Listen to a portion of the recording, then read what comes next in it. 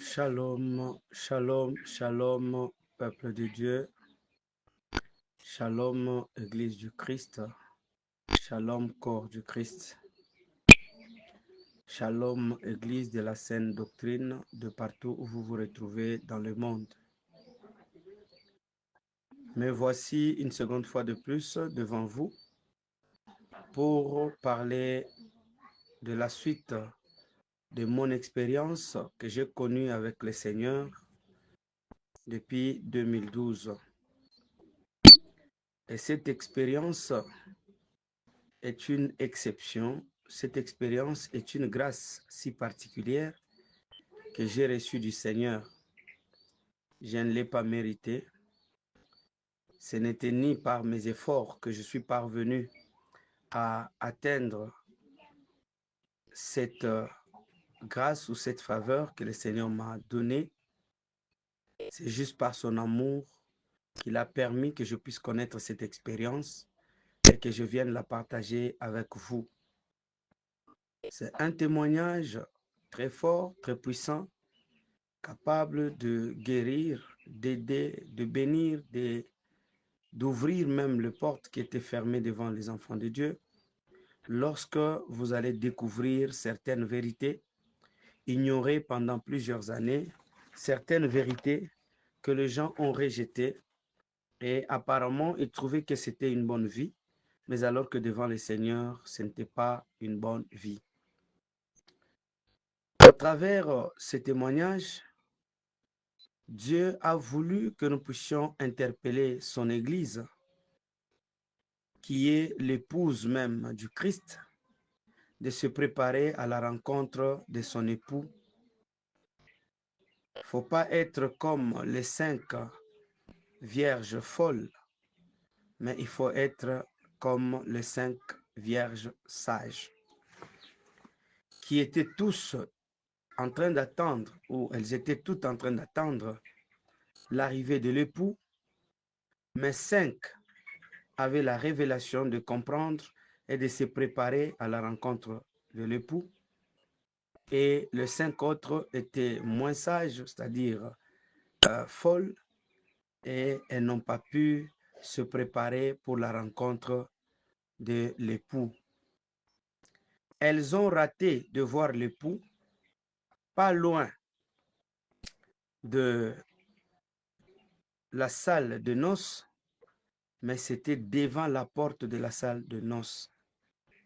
Ce qui veut dire que plusieurs perdront la vie éternelle en étant devant la porte de l'église ou en étant dans l'église en servant le Seigneur, mais ils vont rater l'enlèvement, ils vont rater la rencontre avec le Seigneur. Raison pour laquelle nous voulons prier avant d'avancer. Nous allons prier au nom de Jésus-Christ de Nazareth. Éternel Dieu de gloire, Dieu de toute puissance, Seigneur Jésus-Christ de Nazareth, en ce moment si favorable et précieux, je me présente devant ton trône avec ces peuples qui me suivent de partout au monde, ceux-là qui sont en train d'écouter ce message qui va transformer, qui va édifier et qui va même restaurer la vie de plus d'une personne. Au nom puissant de Jésus-Christ, accepte que ce message soit une clé qui va ouvrir les yeux de ceux-là qui étaient aveuglés par le siècle présent, de ceux-là qui ont été aveuglés par le message du siècle présent, au lieu d'être attachés au message de la vie éternelle. Assiste-nous du début jusqu'à la fin de ce travail. Assiste-nous afin que tout ce que nous allons faire en ces lieux puisse rendre gloire en ton nom, toi le seul et véritable Dieu, Jésus-Christ de Nazareth. Touche tout celui qui va écouter ce message, que celui qui est malade, qu'il soit guéri, que celui qui a des problèmes trouve des solutions, celui qui était bloqué, qu'il soit débloqué, celui qui vivait la malédiction, qui vive la bénédiction à partir de maintenant. Au nom puissant de Jésus-Christ de Nazareth, que ta main glorieuse puisse localiser tout un chacun de nous, de partout où il se retrouve, afin que le miracle l'accompagne. Au nom de Jésus-Christ, ainsi je viens de prier avec action de grâce et je dis Amen. Oui, bien-aimés dans le Seigneur, avant d'avancer, je veux pouvoir lire la parole du Seigneur. Ce qui m'intéresse, c'est dans le livre de 1 Corinthiens, chapitre 2, en commençant par le 6e jusqu'au 16e. Mais pour ne pas être trop long, vous allez lire, si vous avez vos Bibles là où vous êtes. Mais moi, je vais souhaiter commencer par le 9e jusqu'au 16e. Au nom de Jésus-Christ, je lis. Mais, comme il est écrit, ce sont les choses que l'œil n'a point vues, que l'oreille n'a point entendues, et qui ne sont point montées au cœur de l'homme, des choses que Dieu a préparées pour ceux qui l'aiment. Ce message, c'est un message que Dieu a préparé pour ceux qui l'aiment. Dieu nous les a révélés par l'Esprit, car l'Esprit sonde tout, même les profondeurs de Dieu. Donc ce message, nous ne les donnons pas charnellement parce qu'elles nous ont été révélées ou elles nous avaient été révélées par l'Esprit. Et comme l'Esprit est capable de sonder tout, même les profondeurs de Dieu, c'est pourquoi nous sommes allés à une dimension peut-être que les autres ne peuvent pas comprendre, ceux qui sont dans la compréhension charnelle.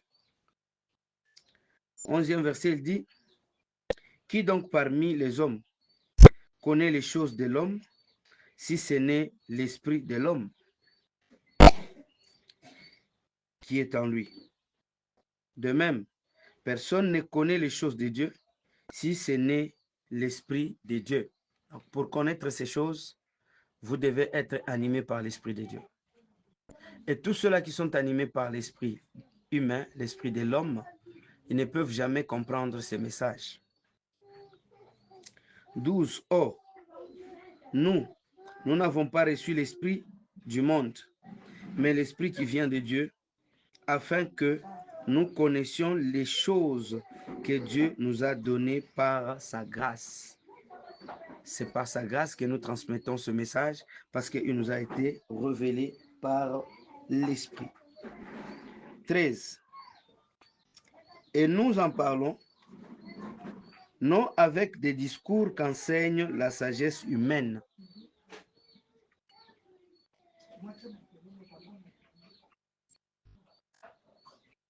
mais avec ceux qu'enseigne l'esprit, employant un langage spirituel pour des choses spirituelles.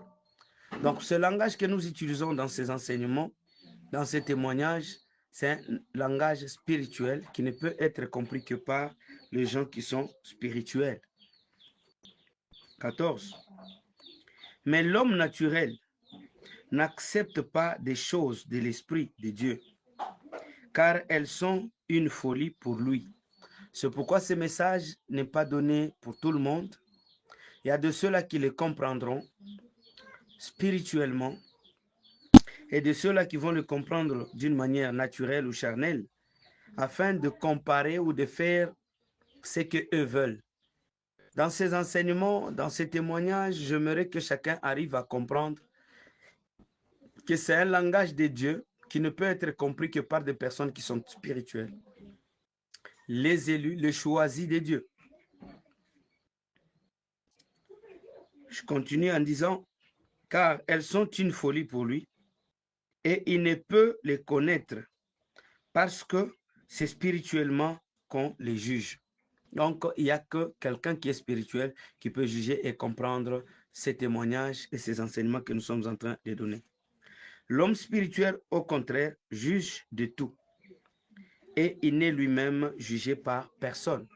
Donc, soyez spirituel pour comprendre ça, afin que vous ne puissiez pas être jugé et que vous ne puissiez pas aussi non plus juger n'importe quoi ici.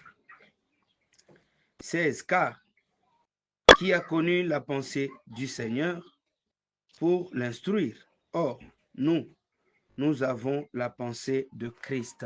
Nous qui vous donnons ce message, nous avons la pensée du Christ. Voilà, ce passage veut enrichir ce que nous sommes en train de vouloir dire en ces lieux. Il n'y a que les hommes spirituels qui peuvent facilement comprendre ce que nous sommes en train de donner ici. Les charnels ne peuvent pas les comprendre. Ils vont les juger de leur manière. Que l'Éternel Dieu vous bénisse. Ce message, nous ne le donnons pas pour notre gloire, mais pour la gloire du Seigneur Jésus-Christ de Nazareth, lui seul. C'est pourquoi nous disons à Jésus la gloire, à Jésus l'honneur, à Jésus la magnificence, à Jésus la puissance, l'autorité et tout. Qu'il soit béni cet homme de Jésus et il mérite d'être adoré, loué et glorifié. Je continue avec le témoignage. Nous avions avancé après avoir vu les autres serviteurs. Nous étions toujours sur les lieux où il y avait un groupe des hommes de Dieu habillés en toge et chacun venait nous ouvrir une porte pour nous parler de ce qui est caché derrière cette porte. Pour ceux-là qui nous ont suivis avant, ils ont déjà compris le terme porte que je suis en train de parler. C'était quelque chose qui n'avait pas vraiment la forme d'une porte, mais du moins, cette chose pouvait ressembler à une porte. On l'ouvrait comme une porte et derrière cette porte, cette chose qui ressemblait à la porte, il y avait plusieurs personnes qui attendaient là-bas, toujours dans les lieux du tourment, en train de pleurer, en train de grincer le dent, en train de pleurer.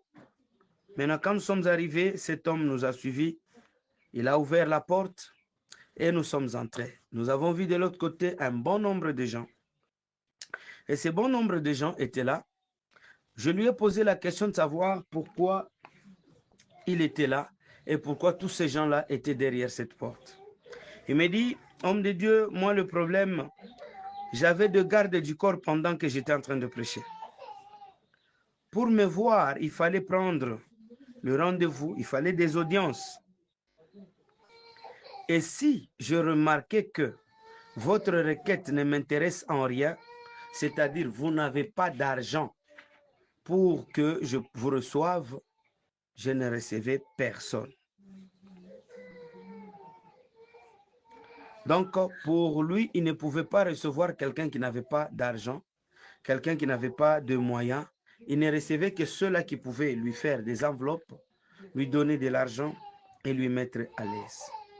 Et lui et tous ces gens qui sont passés par cet acte, tous ces gens qui étaient partis pour qu'ils le reçoivent avec des présents entre leurs mains, tous ces gens-là se sont retrouvés dans les lieux du tourment à cause de cet acte qu'ils avaient fait. C'est-à-dire, Dieu punit et l'homme de Dieu qui recevait cet argent, et il punit aussi même les fidèles qui ont encouragé que ces histoires puissent se passer dans l'église du Seigneur.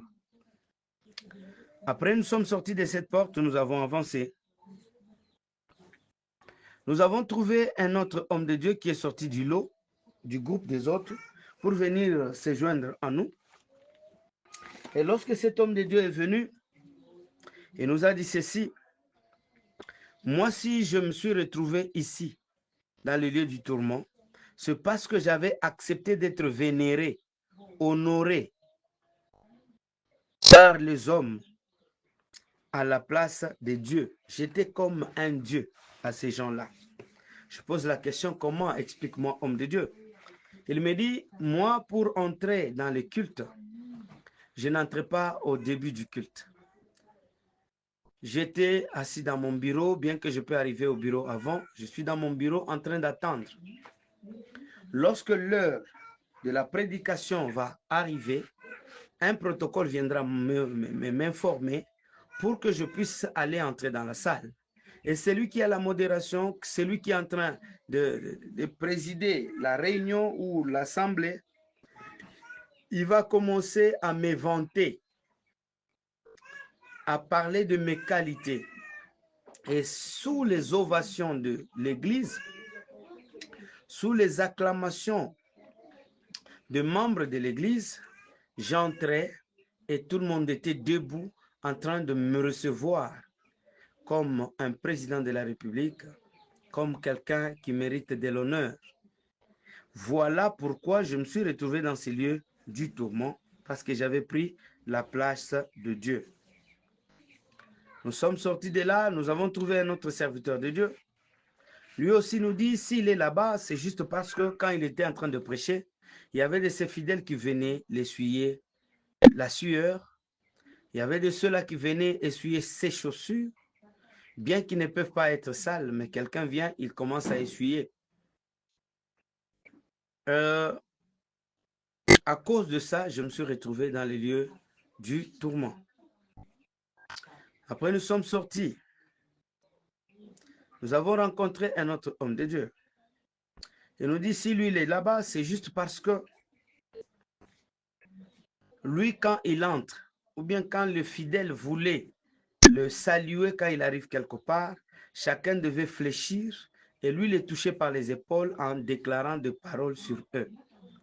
C'est pourquoi il est allé se retrouver dans les lieux du tourment, parce que les genoux sont uniquement prévus ou préparés pour le Seigneur seul.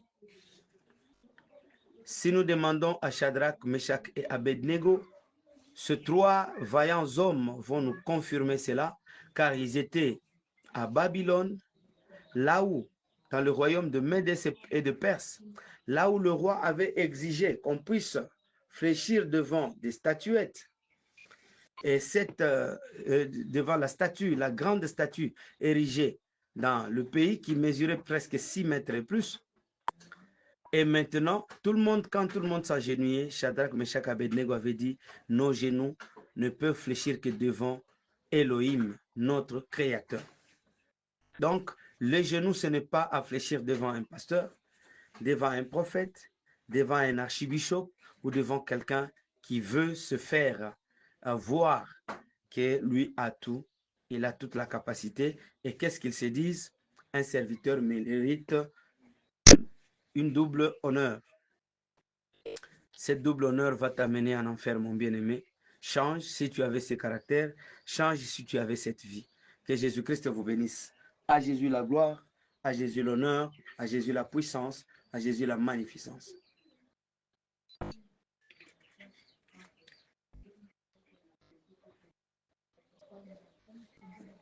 Nous avons avancé. Nous sommes rencontrés encore avec un autre serviteur de Dieu, mais qui se retrouve dans le lieu du tourment. On lui pose la question, mon bien-aimé, comment tu te retrouves ici?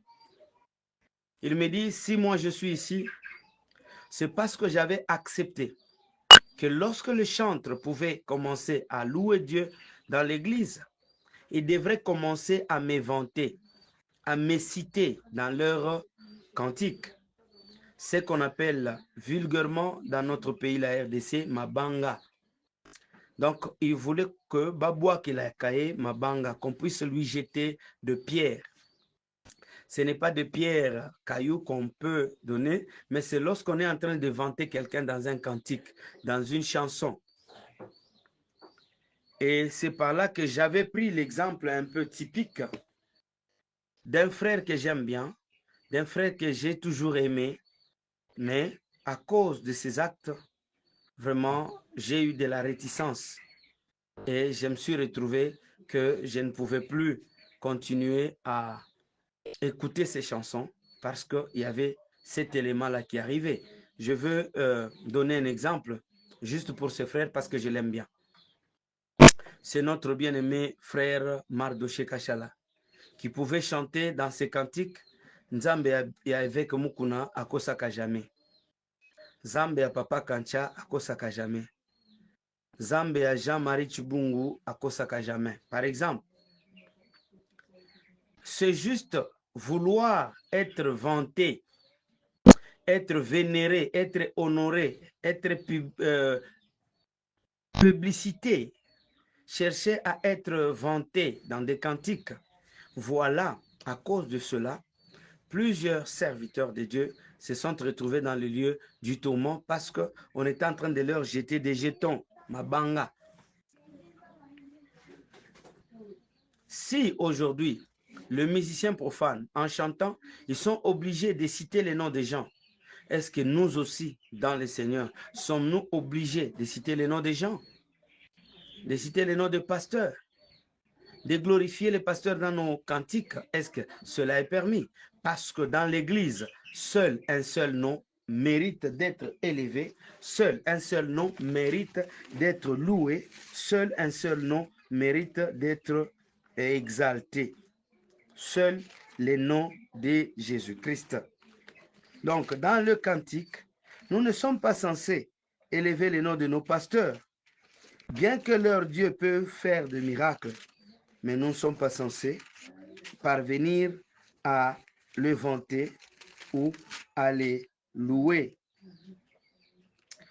Là, je m'appuie sur la parole dans le livre des Actes des Apôtres, chapitre 4. Le 12e verset, écoutez ce que la parole dit. Là, je m'excuse, je vais lire pour que nous comprenions tous. Ainsi dit la parole au nom de Jésus-Christ. Il n'y a de salut en aucun autre, car il n'y a sous le ciel aucun autre nom qui ait été donné parmi les hommes par lequel nous devrions être sauvés. Donc, pour que nous soyons sauvés, seul le nom de Jésus-Christ peut sauver. Seul le nom de Jésus-Christ peut aider, peut guérir. Maintenant, pourquoi vanter le nom de votre pasteur? Pourquoi vanter le nom de votre église? Que l'Éternel Dieu vous bénisse. À Jésus la gloire, à Jésus la puissance, à Jésus la magnificence, à Jésus l'honneur. Nous avons avancé. J'ai vu un autre serviteur qui est venu encore. Lui aussi a ouvert sa porte pour nous dire quoi? Que lui, c'était ce pasteur-là qui était en train d'appliquer ce qu'on appelle la nécromancie. Tous ces pasteurs qui pratiquent la nécromancie sont destinés à aller en enfer. Et parmi eux, je peux citer ce serviteur de Dieu qui organise le messe funèbre dans leurs églises. L'église n'est pas un lieu où nous pouvons aller jouer ou faire du n'importe quoi. Non. Tout celui qui est en train de pratiquer ces histoires, il est dans la nécromancie. Donc, ces serviteurs, ces pasteurs qui organisent les cultes funèbres dans leurs églises, c'est-à-dire un membre de l'église meurt, vous prenez le corps à la morgue, vous amenez le corps jusqu'à l'église, vous passez une messe là-bas et après vous allez enterrer. Vous qui amenez les corps de vos frères et sœurs morts et vous les amenez dans l'église, vous êtes dans le faux. Et votre destination, c'est en enfer. Moi, c'est ce qu'on m'a appris. C'est ce qu'on m'a donné par l'ange, envoyé par le Seigneur, afin de vous transmettre ce message. Si vous étiez en train de le faire, ne le faites plus. Vous avez un culte à organiser pour votre bien-aimé qui est mort, faites-le à la morgue, faites-le au cimetière, et on ne le fait pas pour le mort, mais on le fait pour le vivant, ceux qui sont restés, juste pour les interpeller à revenir dans le chemin de la vérité, à revenir à la repentance et à se rappeler qu'il y a une vie qui a la fin. Et il y a une vie qui nous attend au-delà de ce corps humain. Donc, dès que vous organisez des messes funèbres dans vos églises, sachez directement que vous êtes dans le faux, vous êtes en train de pratiquer ce qu'on appelle la nécromancie. Que Dieu vous bénisse. À cause de ça, ce pasteur s'est retrouvé dans le lieu du tourment. La nécromancie, c'est lorsque vous évoquez de mort. C'est lorsque vous essayez de croire que malgré la mort, les morts peuvent encore continuer à vivre et prêter la main forte à ceux qui sont restés en vie. Ma soeur, mon frère, si votre père est déjà mort, même si vous l'appelez aujourd'hui, il ne peut rien faire. Pourquoi? Parce que lui-même était incapable de résister à la mort. Lui-même était incapable de faire face à la mort. Comment pourrait-il le faire devant vous et pour vous? La nécromancie, c'est lorsqu'on commence à parler aux morts. On commence à dialoguer avec le mort.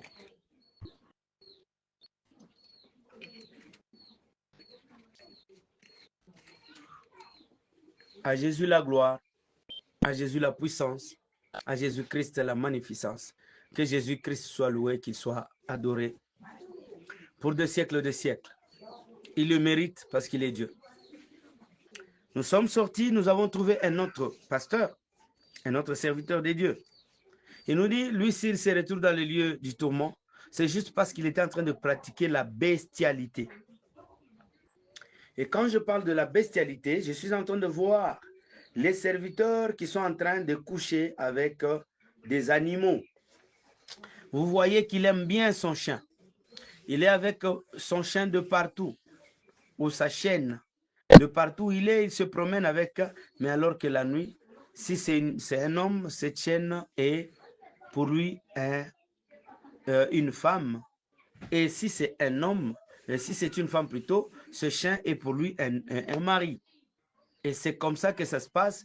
Tous ces hommes de Dieu qui font cela, ils sont dans la bestialité et c'est l'enfer qui les attend. Il y a de ceux-là qui couchent avec des canards, des poules et autres. Vous êtes destinés à aller en enfer. Et le tout lieu du tourment vous attend. Changez votre vie, transformez votre vie, repentez-vous et revenez à l'Éternel, votre Dieu. Comme dit la parole du Seigneur, ne déchirez plus déchirez vos cœurs et non vos vêtements et revenez à l'Éternel, votre Dieu. Donc ça, c'est le temps où vous devez déchirer vos cœurs pour découvrir ce que vous avez déjà caché à l'intérieur. Est-ce que c'est la nécromancie que vous avez déjà cachée ou bien c'est la bestialité que vous avez déjà cachée et toutes ces histoires vont vous interpeller et vous irez en enfer. Soyez bénis de partout où vous êtes. Changez et transformez vos vies pour que la vie éternelle soit votre partage. Que Jésus-Christ vous bénisse. Nous sommes sortis et nous avons encore avancé. Là, je suis encore allé rencontrer un homme de Dieu qui pratiquait la pédophilie. Et la pédophilie, c'est cette pratique où nous voyons un homme âgé, un homme adulte qui est en train de faire des rapports ou de coucher avec des enfants. Les païens le faisaient. Les païens le font. Mais aujourd'hui, nous trouvons que même des hommes de Dieu, ils commencent à le pratiquer, ce qu'on appelle la pédophilie. Ils sont en train de chercher à sortir avec les petits-enfants, juste pour gagner leurs étoiles, juste pour prendre leur bénédiction et jouer avec. Raison pour laquelle je vous interpelle et je vous demande, hommes de Dieu, si vous êtes dans la pédophilie, sortez-y le plus vite possible et cherchez la face du Seigneur, car Jésus-Christ a besoin de vous. Si vous entendez cette parole, n'endurcissez pas votre cœur. Si vous entendez ce message, n'endurcissez pas vos cœurs, dit la parole du Seigneur.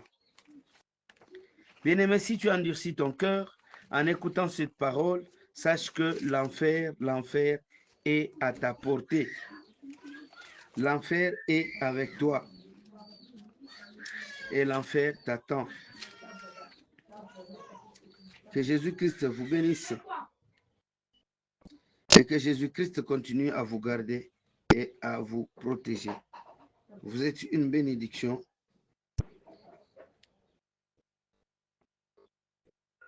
Que Dieu vous bénisse abondamment. Si vous entendez cette parole, n'endurcissez pas vos cœurs. Repentez-vous et revenez à l'Éternel, Dieu de gloire. Nous sommes sortis. C'est là que mon cœur avait tellement fait mal. Parce que cet homme de Dieu, quand il est venu se joindre à nous pour nous parler avec l'ange, il a dit qu'il était en train de pratiquer l'homosexualité. Je me suis posé la question, y a-t-il encore des serviteurs de Dieu qui pratiquent l'homosexualité? Il me dit oui. Et ils sont très, très nombreux dans plusieurs églises. Dans plusieurs églises, nous trouvons des gens qui font ce qu'on appelle l'homosexualité, c'est-à-dire la sexualité entre homme, femme. Donc, ce passage, cet acte-là est abominable devant le Seigneur. Cet acte ne plaît pas à Dieu et cet acte ne réjouit pas le Seigneur. Si vous regardez dans le livre de Romains chapitre 1er, le 23e verset, ainsi dit la parole, « Et ils ont changé la gloire du Dieu incorruptible en image représentant l'homme corruptible, des oiseaux, des quadrupèdes et autres, ainsi de suite. » C'est pourquoi Dieu les a livrés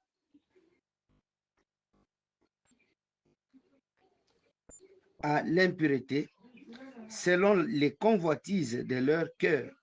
Ainsi, ils déshonorent eux-mêmes leur propre corps. Eux qui ont changé la vérité de Dieu en mensonge et qui ont adoré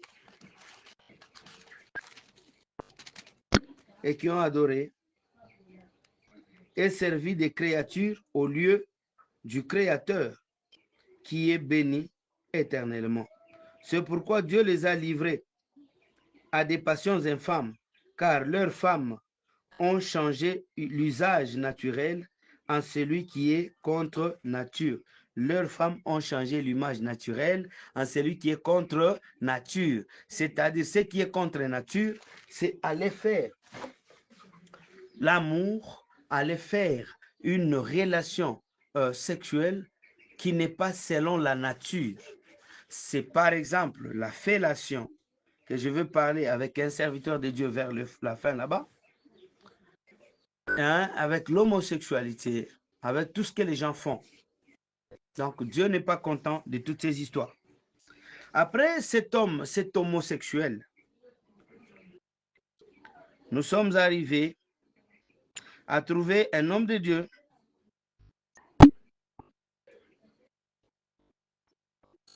Cet homme de Dieu a dit, même s'il était serviteur de Dieu, mais il aimait pratiquer la fellation. La fellation, c'est lorsque la femme est en train de lécher l'homme, ou l'homme est en train de lécher la femme. On appelle ça la fellation. Et les hommes de Dieu, d'autres serviteurs de Dieu les font. Et leurs amis se retrouvent là-bas, ou leur frère, il m'a envoyé pour venir vous dire, vous qui pratiquez la fellation, que vous êtes dans le faux et vous irez en enfer. Que Jésus-Christ vous bénisse. À Jésus la gloire, à Jésus l'honneur, à Jésus la magnificence et la puissance. Soyez tous bénis pour la gloire de notre Seigneur Jésus-Christ de Nazareth. Après, nous sommes sortis. Nous avons rencontré un autre homme de Dieu qui nous a amenés jusqu'à ouvrir sa porte aussi. Parce que chacun avait une porte à lui.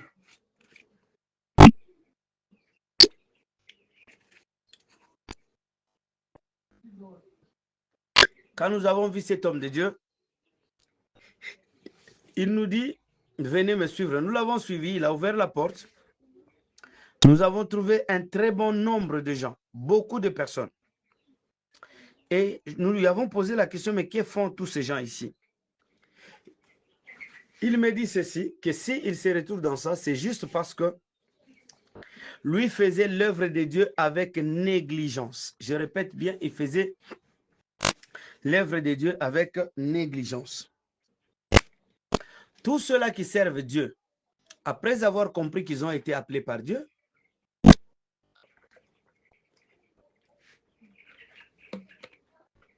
s'ils savent qu'ils ont été appelés par Dieu, mais qu'ils sont en train de servir Dieu avec négligence. Tu sers Dieu avec négligence. Dans la modérature, tu es négligent. Dans des prédications, tu es négligent. Dans tout ce que tu fais, tu es dans la négligence. Toutes ces personnes-là vont se retrouver en enfer à cause juste de la négligence de servir Dieu. C'est pourquoi, toi qui continues à servir ton Dieu avec négligence, cela te concerne. Cela te regarde, ça ne m'importe moi en rien. L'essentiel que je t'ai fait parvenir le message et que Dieu a voulu que tu l'entendes et que tu sois transformé.